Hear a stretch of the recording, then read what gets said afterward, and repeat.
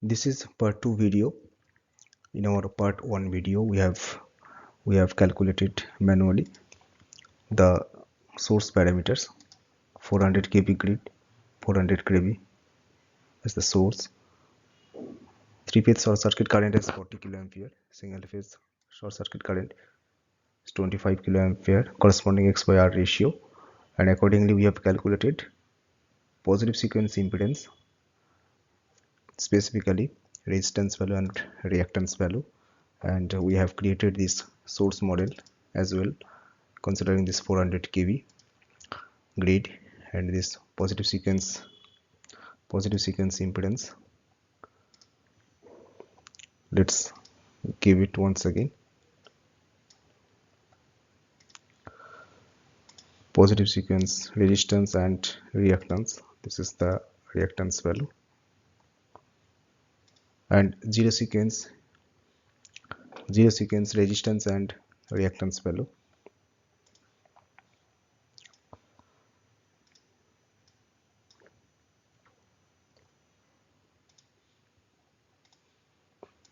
This is reactance value.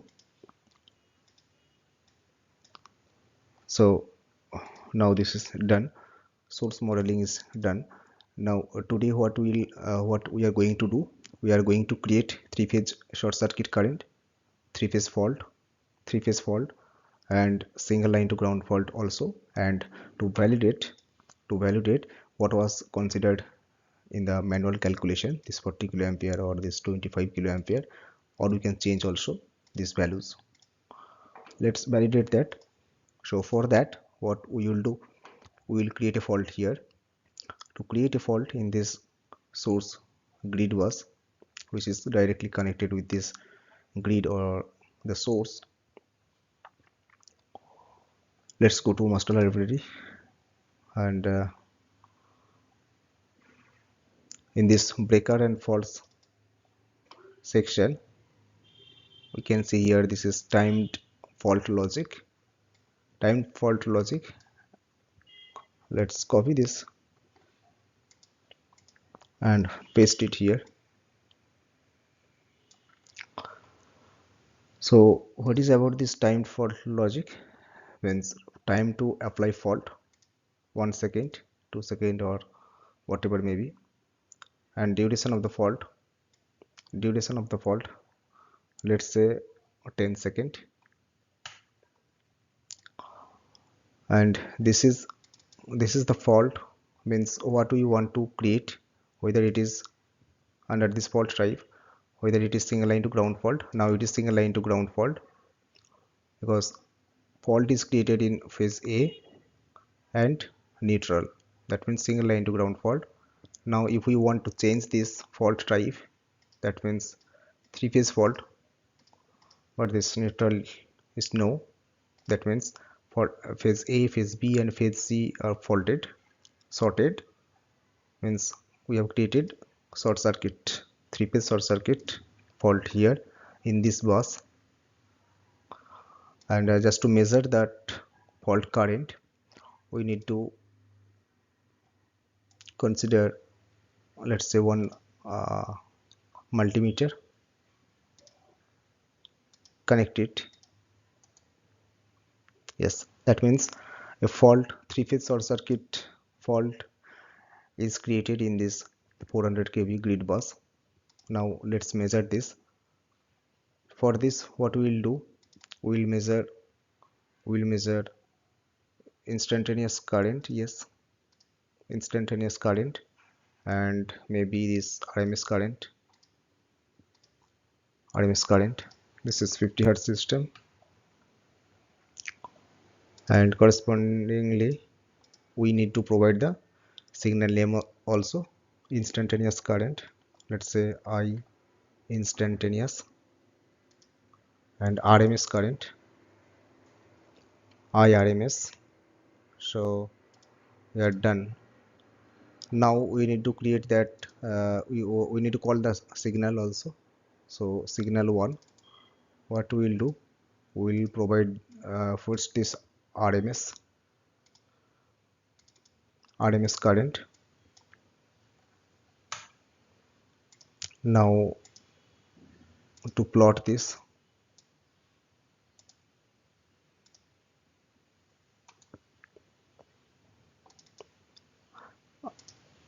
this is IRMS and unit is kiloampere. Okay, so this is IRMS, and also let's plot the instantaneous also.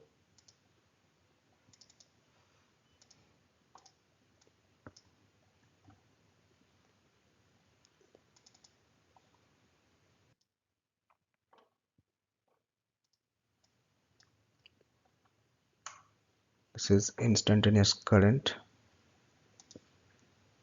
Let's plot instantaneous current also.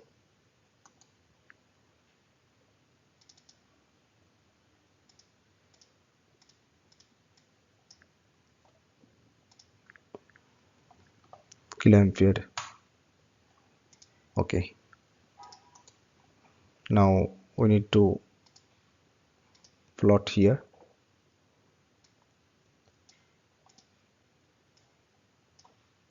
This is IRMS, this is instantaneous, this is instantaneous current.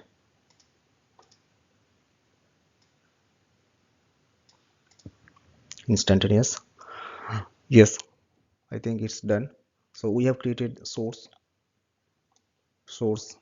we have created three-phase fault current, and we are measuring RMS current and instantaneous current, fault current here. So let's quickly run this,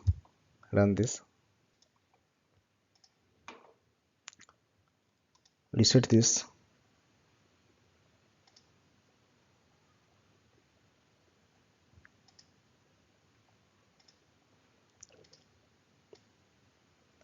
So what we have done,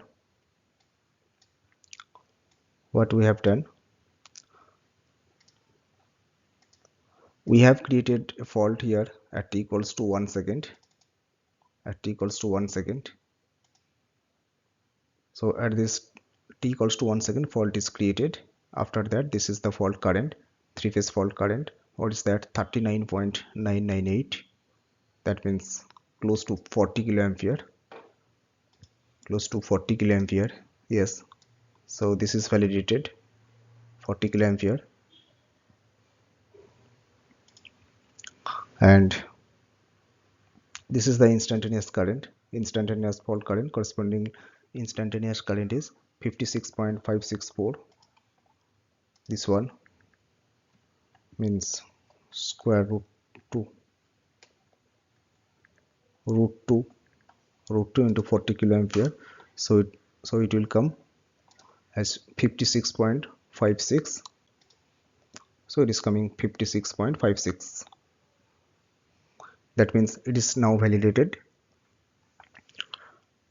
So three-phase short circuit current is validated. Now what we will do, we will validate single fault, means single phase short circuit current also, means this 25 kiloampere. So how to do that? We need to create a fault here, fault type. This is, let's say we are going to create a fault in phase A to ground, and other two phases are healthy, means there is no fault. So fault A has been faulted, so single line to ground fault is created, and symbol is also changed. Now let's run this simulation. We are running single line to ground fault. Yes, let's reset this graph. So here what we can see, this is the RMS, what it is showing 14.434. so this is not correct actually, because whenever we are going to run this single line to ground fault, it's better to measure from this instantaneous current. because sometimes it is erroneous. For three-phase fault it will work fine, but for single line to ground fault it may be erroneous. So for this, what we'll do,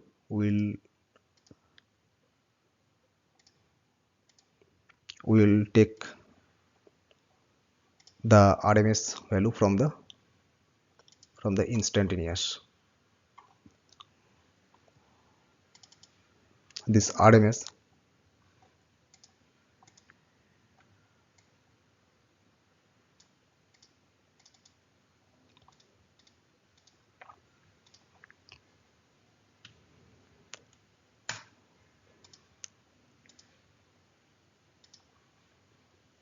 so this is now RMS current. So this is I underscore RMS, if I call it. Current is in kiloampere. Okay, now let's plot this.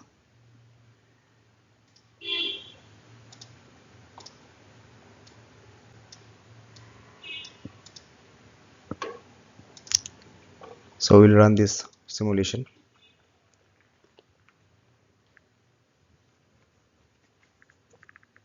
Yes, simulation completed. Now reset this graph.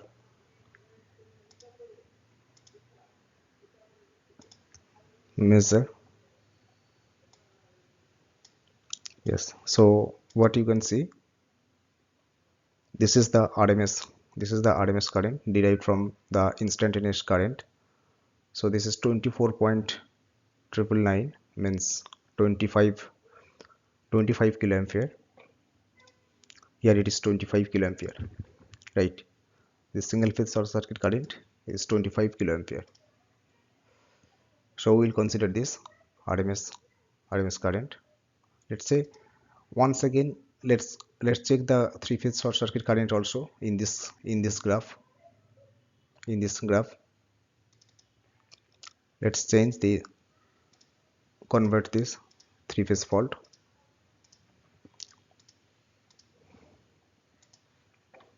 Run the simulation. We will see what is the value. We'll look back. Okay, so here you can see 39.998, almost 40 kiloampere. Here is also 39.997, means 40 kiloampere. So for three phase short circuit current it will work properly, but for single line to ground fault you need to derive that RMS current from the instantaneous current, like this. We need to use this RMS tool also, right? RMS meter. So it is now validated that three phase short circuit current also. So I hope it's clear. One thing we can do more, we can check, we can change this value. Let's say instead of 40 kiloampere, any value, let's say this is 30 kiloampere and this is 10 kiloampere, single line to ground fault. So I have not changed any other parameters. Only things that I have changed the three phase short circuit current and single phase short circuit current, and correspondingly this is the resistance and reactance value. So let's change this in this model. Positive sequence resistance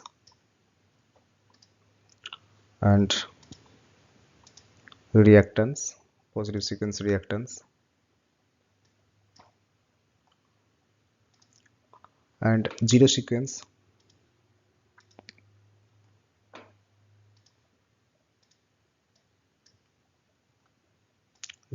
resistance value, and this is zero sequence reactance value.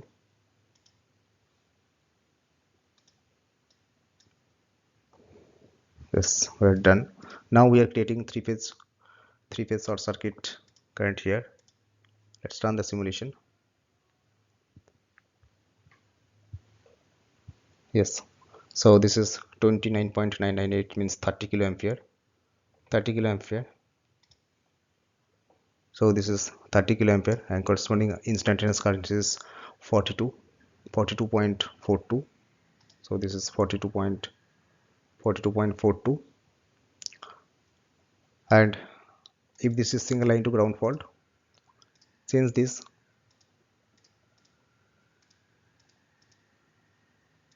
Single line to ground fault. Let's run the simulation.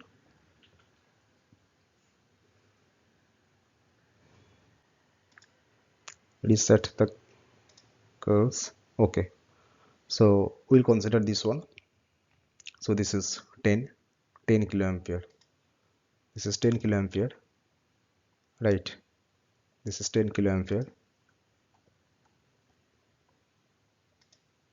and this is instantaneous current, which is 14.14. 14.14.